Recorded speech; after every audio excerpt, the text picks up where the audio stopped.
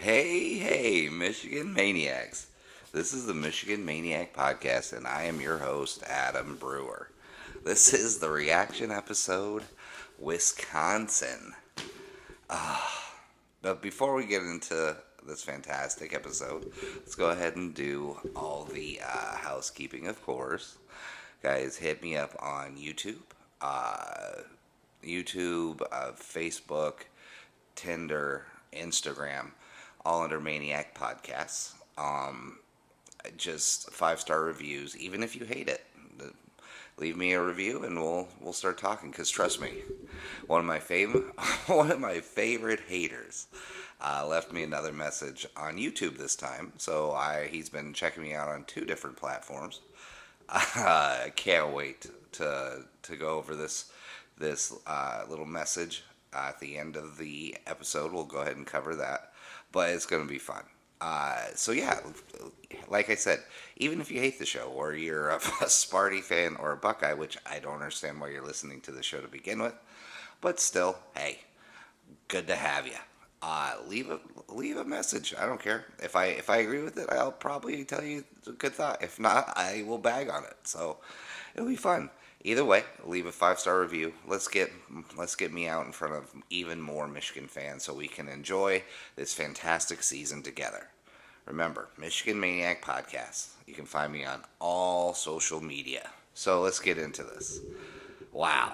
I have never been so happy to be wrong in my whole life. I mean, I did pick them to win 17-9, so my score was way off. But wow. JJ, got JJ on the mind. Cade played for his job today, and I think he did very well. I mean, it took him a little bit of time to warm up, but we knew that was going to happen, right? You can't go 4 weeks, very little passing, and then expect to hit the ground running. Michigan did a fantastic job in this 38-17 win. It was in my opinion, a complete game by both sides of the ball. I mean, there's very few negatives I can even pull up. Before we even dig into anything, the few negatives I would even have to say is, one, the squib kick. Don't get that, right? I know, because they had just started moving the ball. I mean, Graham Mertz had only had 2 good drives the whole game. But the first one came right before the squib kick. So I don't understand that. Make them move the ball. You know what I mean? Like, give our defense even more time to shut them down. But hey, whatever. I mean, it didn't come back to bite us in the ass, so that's cool. Didn't understand that. And if I had to, the only other negative, and I can't really even say it's a negative, but just the play, not even the play calling. I would just say that Cade starting off slow, but that's also just from the beginning of the season. You know, I mean, you can't have great chemistry with wide receivers if you guys don't really pass the ball a lot. So, only 2 real bothersome things right now. I mean, that's the only thing I can say that were complete negatives. I mean, there were some misses, like the tight ends and the guards missing some tackles, not some tackles, but some blocks on the 4th down.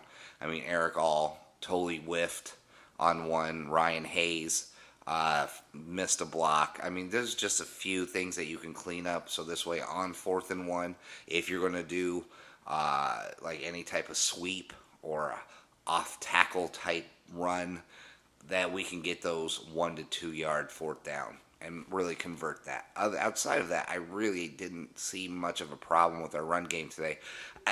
We weren't going to put up over 200 yards rushing. So I don't know, are we really complaining that we rushed for 100 yards today? Are we really complaining about that?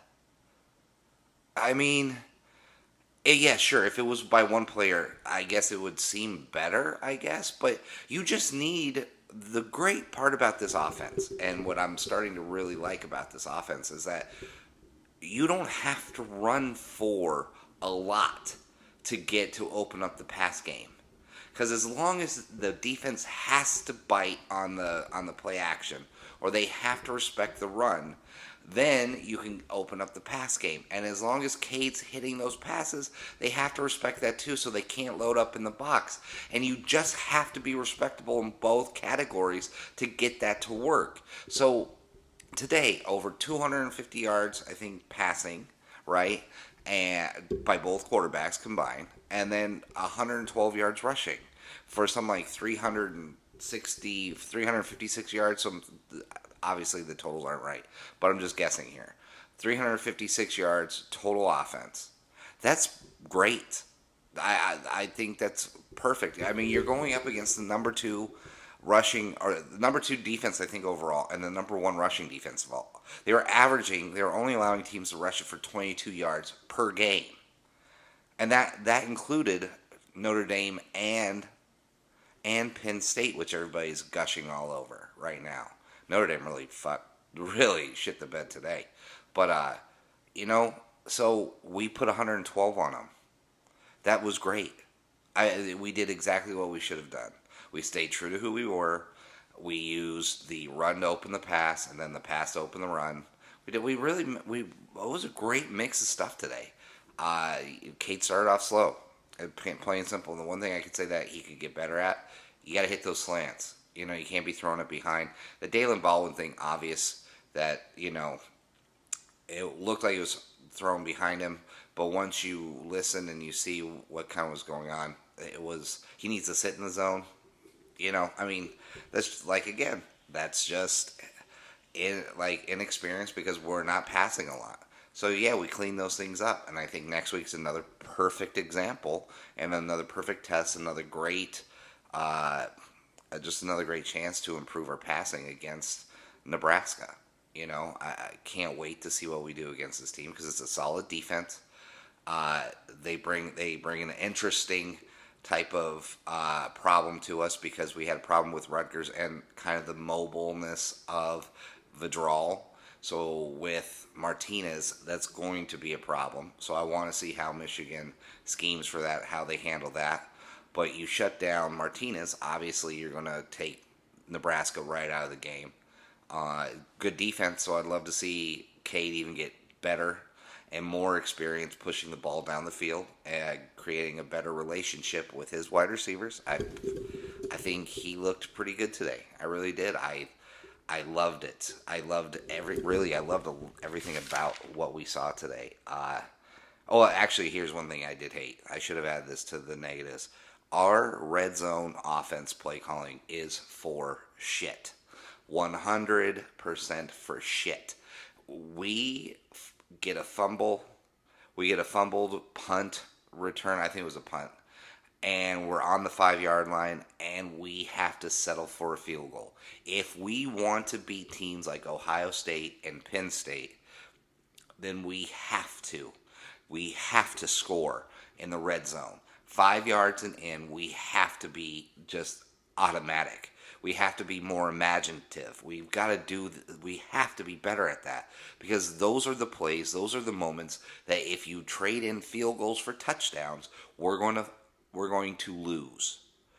Great teams that win national titles, when they get a change of field position like that, a huge play where they recover a fumble at the 5 of their opponent, they push it in for a touchdown. Alabama does this. Georgia does this. And hell, even Ohio State does this. You know what I mean? You've got to do those things to be elite. So I hate the red zone. The red zone play calling is for shit. At least we've moved past the wildcat, thank God. But still, for shit. I was really just happy with the defense today. Wasn't it great? They really just... what comes to my mind is Don Brown should be ashamed of himself. And in every way possible. What he is looking at right now, and I hope he's watching these games, because obviously he's not coaching anymore, because in Arizona, they're 0-4 and they're taking open tryouts for their team. I've never heard of this before. So obviously, he's not coaching, so sounds like he's got a lot of time on his hands. So I'm hoping that he's watching this Michigan defense play, because this is all the same players from last season and from 2019 as well, or a majority of them, anyways. And look how much different this defense looks. Look how much faster this defense looks. Look how much better the defensive backs are playing. Look how much better the defensive tackles are playing. I mean, for God's sakes, Don Brown should be ashamed of himself, and he should actually just retire. I mean, I know University of Arizona's one step in the grave or one step out into retirement, but still, he should call it quits. If he couldn't mold this team into what it is now, like, and what we've been dealing with for the last 3 years, I mean, Don Brown should really be ashamed of himself. That's disgusting. So, and then that's one thing that irritates me a lot about Jim Harbaugh, is that he was holding on to Don Brown for what effing reason? Look at what he has now. We blew golden opportunities in 2019 and 2020. A lot of injuries, but still god awful. 2018, I'm not going to say that because we had a top 5 defense going into that Ohio State game. So, what are you going to do? You know? Or yeah, I think top 5 or top 10. We were up there. It was a pretty good defense that year. But still, the deterioration, the refusal to change up things, the refusal to like change on the fly. It's embarrassing.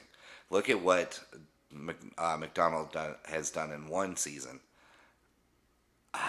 You know, so thankful for 2020. For 2020, absolutely 2020. Just so grateful for that season right now. I know we were 2-4, but it helped us purge everything. Let me see some of my notes. Yeah, I mean, both our running backs didn't rush for 50 yards each, but still, we were able to gash them when we needed to create the passing game. I love the pass. I mean, Cade's got an arm. The kid's actually got an arm, and I'm happy to be wrong on this kid so far. I don't know if he's going to be able to hold off JJ all year long, because the more I start to watch JJ play, the more I'm starting to be a believer. I actually kind of like what we did in the second half with this, because it was it kind of reminded me of a reverse version of Brady, Drew Henson, right? Because they would put Drew Henson in there as a true freshman, and when he started to fuck shit up, they would put Brady in to save the day.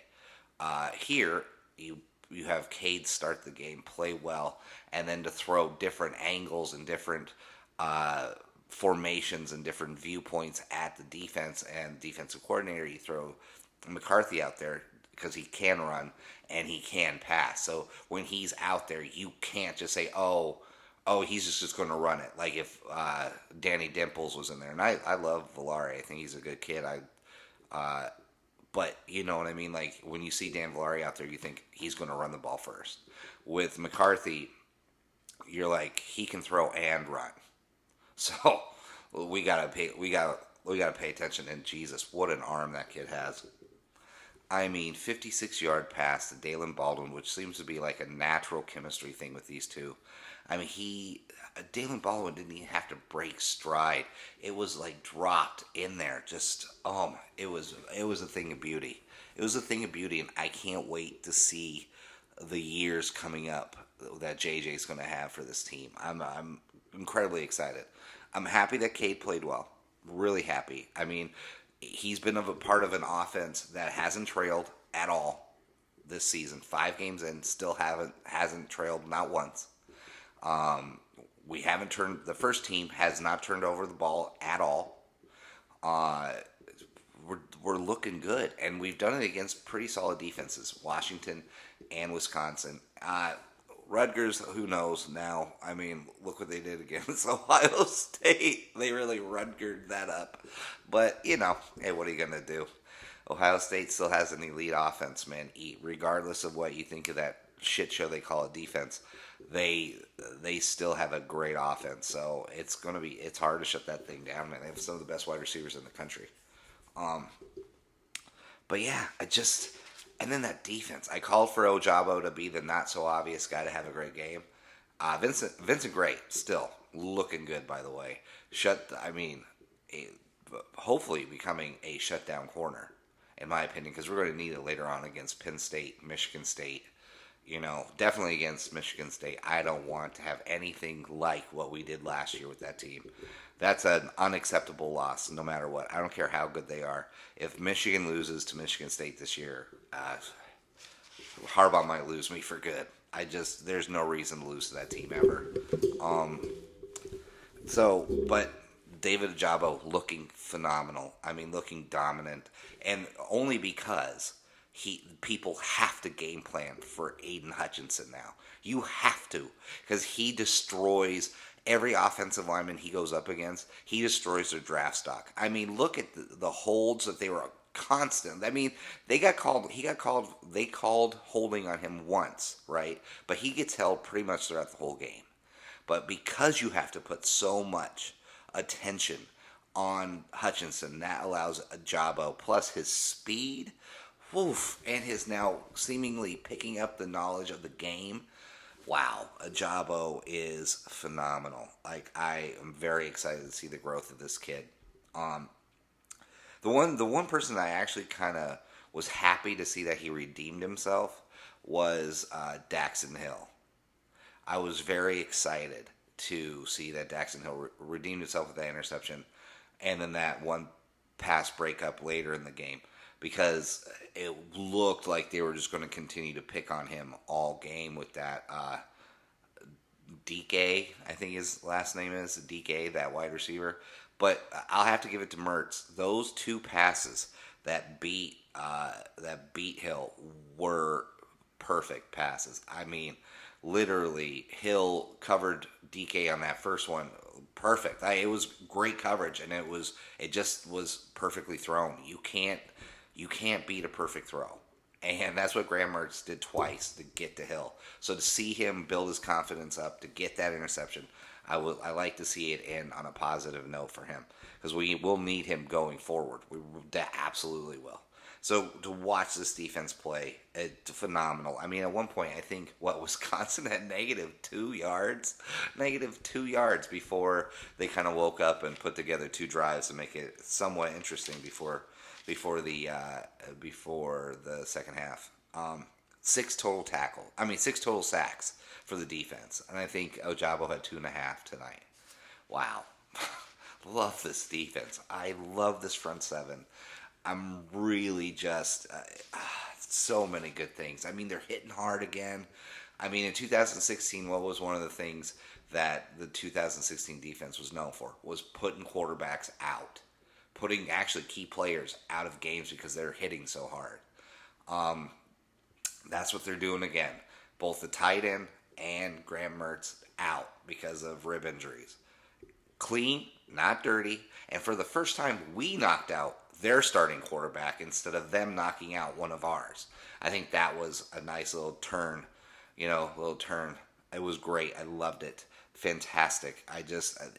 Everything that this defense is doing, I'm very excited about.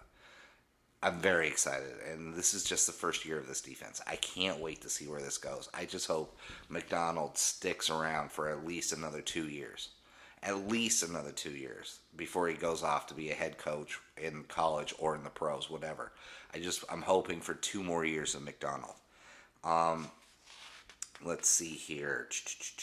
Oh, the blue pants. God, loved it. Loved the blue pants. Oh my God, love the blue pants. That was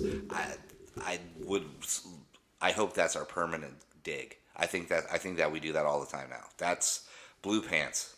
I don't like fucking with the home jerseys too much because I really love the combo. Blue jersey, yellow maize pants, great combo. I like the blue on blue, but white and blue, that is smooth. Loved it.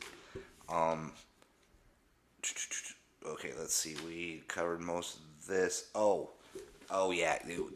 So one thing you can totally miss me with is this whole oh, yeah, well, Wisconsin isn't really a good team anymore, so that's not really a great quality win.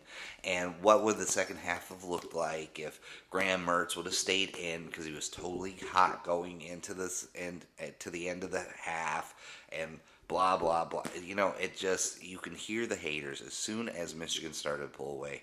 You could literally hear the Michigan fan base exhale with relief, and the haters start to chime in with how that's not a great game. It doesn't matter who we play, as if Michigan wins, it's not a big game. If we lose, it was a huge game, and it's a black mark on Harbaugh's resume, right? So miss me with all that horseshit. First of all, we still would have beat Wisconsin even if Graham Mertz was there.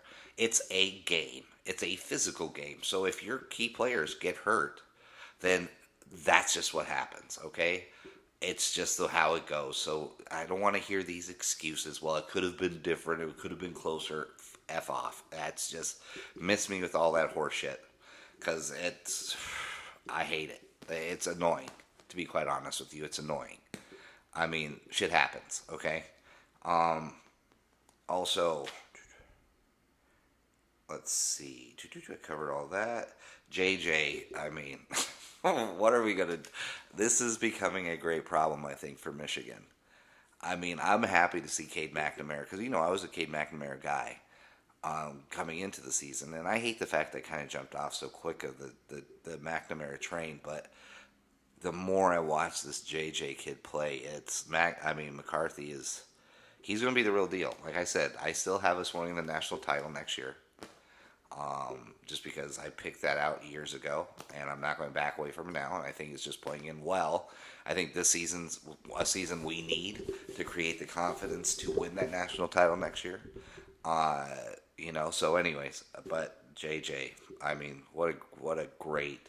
God, what a great pass. That was beautiful. I can't wait to see more from that kid.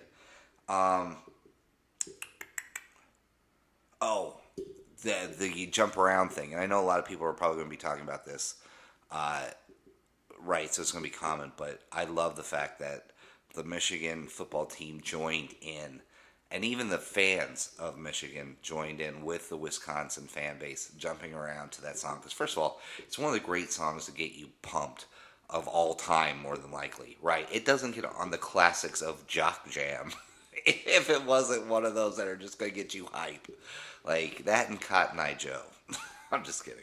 But no, seriously, like Jump Around is amazing. So to see them get lit like that, get hyped up like that, to do all that, it's so fun to see. And I think that had us, like, it really... carried over to their play on the field. So I want more of that. Jesus, I wish Mr. Brightside could be that thing for us, even though it's not that kind of song. You know what I mean? I just want that defense or that team to have something they can look to like, this is us. We're going to get hyped. This is what we're going to do. I love it. So was very excited by that. So, okay. So now getting into, like I said, if you guys ever leave me a comment, sometimes I just ignore them because it's whatever, But there are some people that they like serve up softballs so you can make fun of them. And this guy he is the greatest at this. He is one of my biggest haters. Maybe I think he's probably my biggest fan. I think he really enjoys listening to this show because he's a Buckeye fan who listens to the show and then serves up like stats and stuff that are so easy to put back into his face and to prove how really, truly kind of uninformed he is as a football fan, right? I think he believes he really is a football fan and like he knows what's going on, but some of the stuff he brought up in a review once was kind of silly because if you go back and you look at the stats, it proves him that he's just ignorant and just kind of stupid. So, but I love the fact that he still gives up the easiest things just to slam. So, let me pull this up here. Let me find it. Okay. Fuad, I think, is his name. So, I do have to thank him, though, truly from the bottom of my heart. This part is what I appreciate. He goes, first of all, and now, just so you guys know, Okay, I highly recommend that you go to YouTube, even if even if you listen to the podcast and you don't want to watch it. Go to YouTube, look up this comment by Fuad. It was on the Big Game pregame Wisconsin.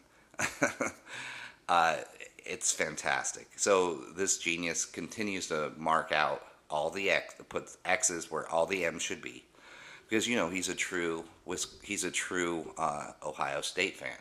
But I would say this: if he's not doing that in every text message or everything that he does in life, then he's just a fraud. Then he's just a big fat phony. I think, if you're going to annoy everyone, if you're going to annoy Michigan fans, at least annoy everybody with your stupidity. So, this is I have to thank him for. But first and foremost, thank your son for his service. No greater love hath a man than a man who would lay down his life for another. So that is a very, very nice thing to say. I really appreciate that from the bottom of my heart. I really do, because my son is everything to me, and so yeah, I worry every day, and his service is important, even though that this country may be going through whatever it's going through right now. To have men and women choose to lay their life on the line for this country, no matter how you feel about it. It's something that should be honored, and it's nice that he said that. So I really do appreciate that, Vlad, or whatever your name is. So here, let's get into it. You were correct in earlier response that I am an Ohio State fan with a great twist. I went to Michigan State. I don't know if he understands what a great twist is, because going to Michigan State and then flipping to Ohio State really isn't a twist. A twist would be if you were a Michigan grad and you then turned to be an Ohio State fan. Now that's a twist, right? Like, your twist is just boring. And of course, why wouldn't you become an Ohio State fan if you went to Michigan State? You want to at least enjoy winning. I mean, or at least being relevant. Because let's say even Michigan State is good. No one cares about Michigan State if Michigan's good. No one. National media could give two shits about Michigan State and what they're doing if Michigan's good. So yeah, of course, that's obvious. Why? Yeah, I think I would do that. First of all, would never be a Michigan State fan or an alum, but still. I mean, granted, hey, yeah, right, I get it. That's not a twist. That's obvious. I went to Michigan State. I get to despise the team up north twice as much. I listen to your podcast because you are an ultimate tiny brain, arrogant weasel fan. And then he puts it like this: yes, your mascot is a weasel. Duh. See, I think he thinks that I really am a dummy, because everybody knows a Wolverine is a weasel, or from the weasel family or whatever. But it's one of the badass weasels of all time. So who gives a shit? It sure beats a bucknut. You're really a Buckeye. Like, who gives a fuck? If we're talking just straight mascots, ours is way better than yours. So what are you doing? Like the Spartan, I actually think the Spartan, that's kind of a cool mascot, to be quite honest with you. I don't like that it's green and white. But overall, though, the Spartan, as, the history, it's pretty freaking cool. So a Buckeye, though, is stupid. So don't give me crap about my weasel of a mascot when you're a fan of a nut. A nut. Literally a nut. Once again, who has the tiny brain? It's the guy who thinks the great twist is that he was a Michigan State alum who then became an Ohio State fan, because probably more than likely he wanted to enjoy winning. And then he makes fun of Michigan for having a weasel as a mascot, but then loves a Buckeye, which is, what, a nut. This is pretty stupid. Okay. I listen to your podcast because you're ultimate tiny brain, arrogant weasel fan. Yes, your mascot is a weasel. Already this year you called for the Heisman to be awarded to a running back who would be at best fourth string at Ohio State in second string for the Spartans. Well, I don't know about that. That's kind of stupid. Blake Corum, I think, is one of the more electric football players in college football, and I'm sure that would pan out. I think that's more of your opinion than it is actual fact. So to make it a fact is kind of a stupid, also another stupid thing for you to do, right? I mean, let's face it, that's your opinion. It's not fact, you idiot.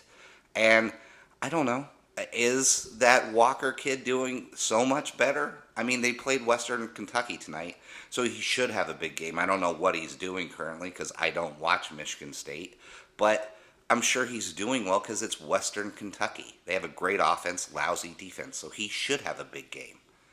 I don't know. Have they really played anybody yet? I'm curious what Walker did against Nebraska. I would want to look up those numbers, but I don't want to waste my time until I actually absolutely have to with Michigan State. Okay, predicted a 70-point scoring outburst against Rutgers and running the table and remaining scheduled. So childish to continue to put X's where M's are. You know, neither one of us are a part of the teams, right? You idiot. I'm glad you still listen for some reason because you leave these awful, stupid comments, but it's fun to go against, and I love slamming you. So, yeah, no, I didn't predict it. My prediction was 41-17, I think it was. I said, don't be surprised if we put 70 on them. I said, don't be surprised. I wasn't predicting it. Either way, I'll take it. Fine. Okay, it's called the Michigan Maniac Podcast, just so you know. I don't know if you know how to read because you are a Sparty. Well, deep down, you're still a Sparty, regardless of how much you love your nuts in your face or on your chin, I would assume. But either way, you're still a Sparty, so I don't know if you read. But it's the Michigan Maniac Podcast. It's not the Michigan Moderate. And I know I've said this a million times, and I know you've listened to it because you listen to every podcast that I do. So I know you've heard this before. So what kind of Michigan maniac would I be if I was moderate in everything that I said?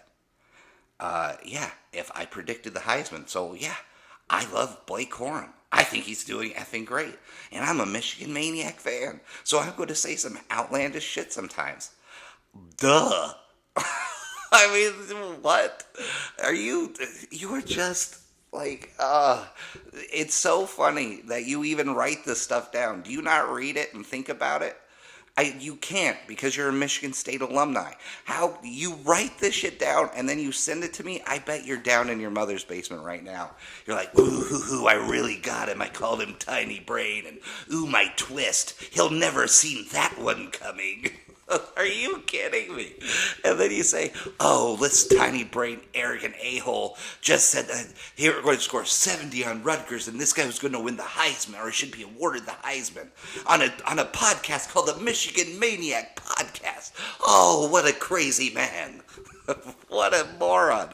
I hope you get some sleep tonight because I don't want you to be late to your head fry cook job at Arby's.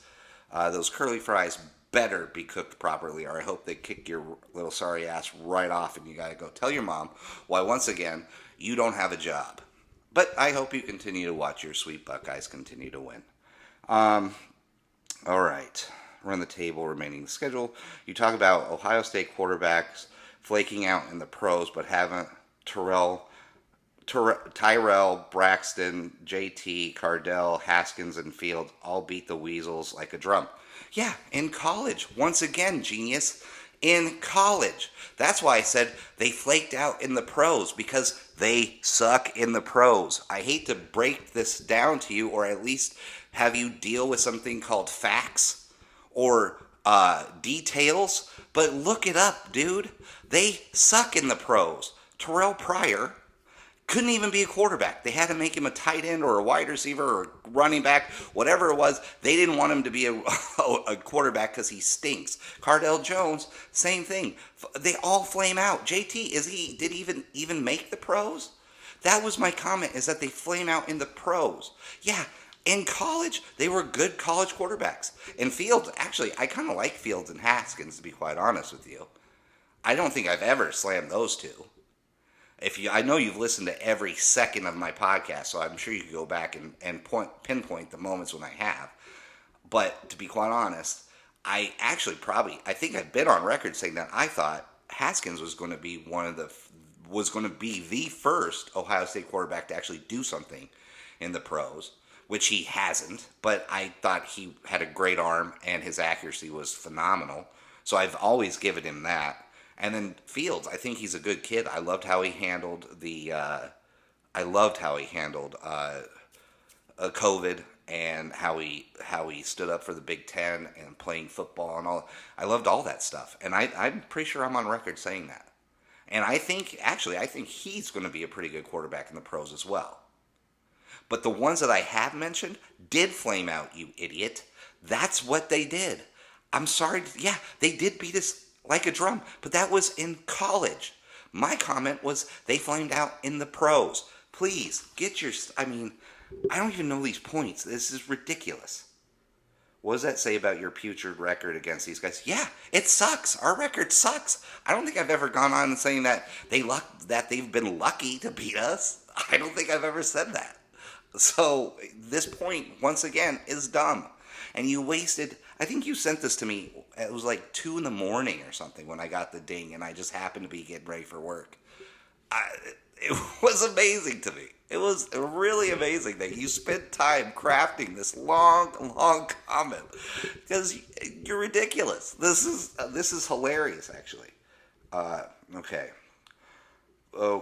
What does that say about your putrid record? Oh, he spelled putrid right. Surprise.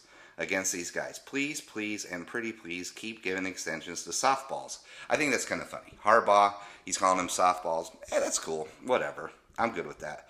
We love facing the caveman offense coupled with a defense that seems to make their interior linemen play on rollerblades so that they end up 5 to 10 yards downfield on every running play. Go Whiskey this week. Well, first of all, dingus, that was last year's defense, and I agree with you. They stink. The last couple seasons, and because I know you listen. Like I said this again, I know you've listened to every second of my podcast, so I'm sure you've heard me say the same thing. So bringing that up as if I was defending the defensive line makes you even dumber than what you've listed already. Stupid. Yeah, and that was Don Brown's defense. He's gone. So I'm going to start judging our defensive line on Mike McDonald's defense and what he's doing and how Sean New is now being able to coach and being allowed to coach the defensive line. So I'm going to start doing that. Now, does that mean that still will happen? Maybe it could. We're going to find out. But right now, they look pretty fucking good. All right? Actually, the front seven is probably the strength of this defense.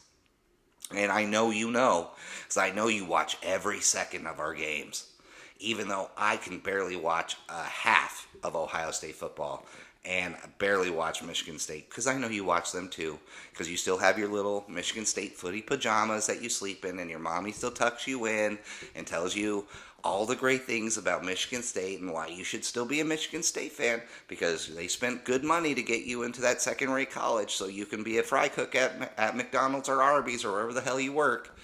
But once again, thank you, Fuad, for spending so much time crafting this lame-ass comment.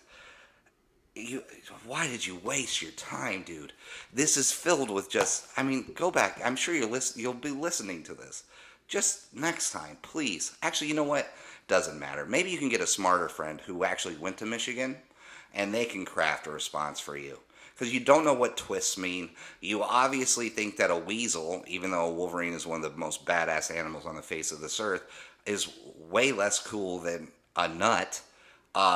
You bring up stats that a podcast that's called Michigan Maniacs would obviously call for, as in a beatdown of a Rutgers team that we always beat down, and a Heisman Trophy for one of the running backs that he had just called out all preseason as the star player, or the player to break out. So keep stating the obvious. I mean, I'm sure your next comment to me will be about how the sun rises every morning, and it sets as well, and that on the horizon it gets like a orangey pink color. And I think you're going to tell me that too. I mean, what other obvious things can you tell me? That you put your shoes on after you put on your socks? I don't know what other obvious things that you're going to tell me, but please, please continue to listen. Thank you so much for, and I mean, really, I do really mean this. Thank you so much for the kind words about my son. I love the fact that you continue to craft these easy to make fun of comments. I love that you listen. I love all of this.